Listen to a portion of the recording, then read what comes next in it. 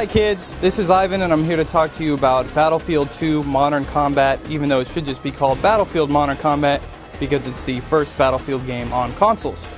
It is not, however, the first Battlefield game in general. There were several Battlefield titles on the PC, but all of them were really multiplayer centric.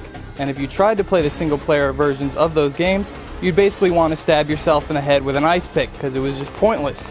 So EA took a couple years of development, fleshed out a console game, and added a legitimate single-player component. So before we get into talking about why multiplayer is cool, let's take a quick look at the single-player game.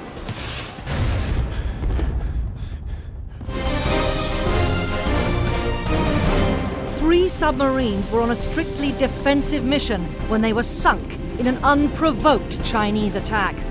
Enemy forces took control of a vital oil platform, leaving locals wondering about the threat of sabotage to the offshore facility.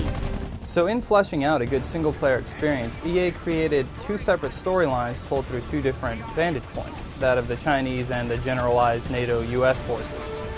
Now what's cool about this is that each of the two different factions bombards players with propaganda of its own. So if you play one mission as a Chinese, say maybe storming an armed tanker that's making its way into port, you'll get the whole Chinese propaganda. Oh, these are evil guys, they got something mysterious in the hold, go blow the shit out of them. But when you play the next mission as the American troops, they'll talk about how the Chinese ruthlessly attacked a civilian tanker, even though that clearly wasn't the case. Chinese forces attacked an unarmed civilian vessel, and heavy casualties are feared in this devastating assault. So you're getting the two-sided story of the same thing, these events that are happening in the nondescript nation of Kazakhstan. Even though it's good for something in real world, you know, maybe, who cares? Anyway, you're fighting there, and you get to see it from two different viewpoints, which is pretty cool. But all of that takes a backseat to the actual gameplay. So the biggest addition to the Battlefield formula isn't actually the AI. The guys are still pretty dumb, they come in waves, but they do have a lot of cool scripted patterns. The coolest part is actually the hot swapping. Gas leak! Now, since you're a part of an army, you have a lot of comrades with you, right? And most of them, true, are dumb just like the enemy AI is, but you can take control of any of them at any time by just pointing at them and clicking a button. Bam, you zoom across the map, has a neat little soul-possessing effect with some blurry sounds and some wind whistling through your hair. Take control of that guy, start shooting, see a tank coming in, slap over to an engineer across the map, shoot the tank, slap over to a sniper across the map, like bam, bam, bam, happens really fast.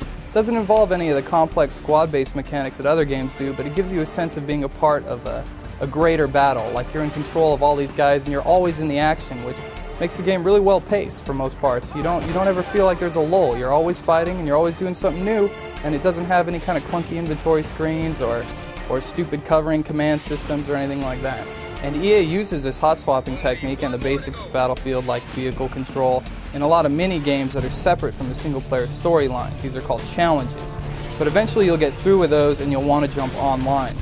Challenge complete. Now, Battlefield Online offers 24 players, which is sizable, even though it doesn't compete with the 64 players of the PC version. And the maps are all solid. They have a lot of decent choke points, and they very prominently feature a lot of the vehicles. So you'll have to use the helicopters, the jeeps, and the boats, all in tandem to take on your enemy. But of course, the multiplayer is kind of limited in that there's only one major game mode, the Conquest, where you have to capture flags of your enemy and just kind of run around shooting guys.